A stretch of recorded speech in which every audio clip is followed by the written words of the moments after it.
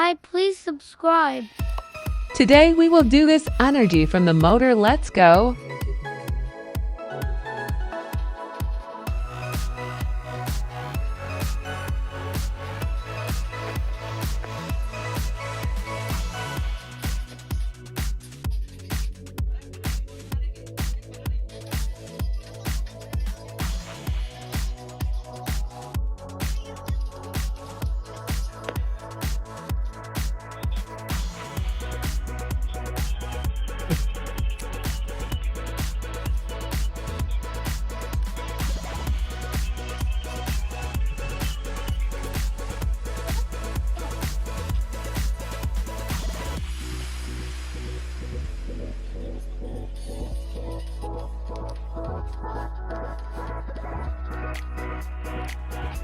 Tırnaklar.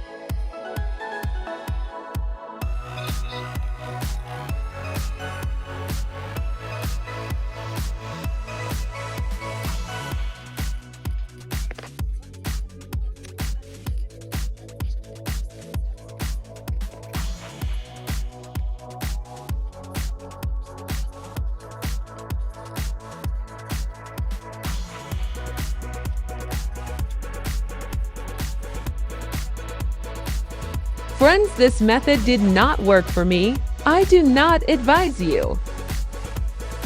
And friends, I tried this method and it worked. Ne yapsam şu bitti şu tenerle zımalak onu konuyorum çünkü. Yolda kesecek.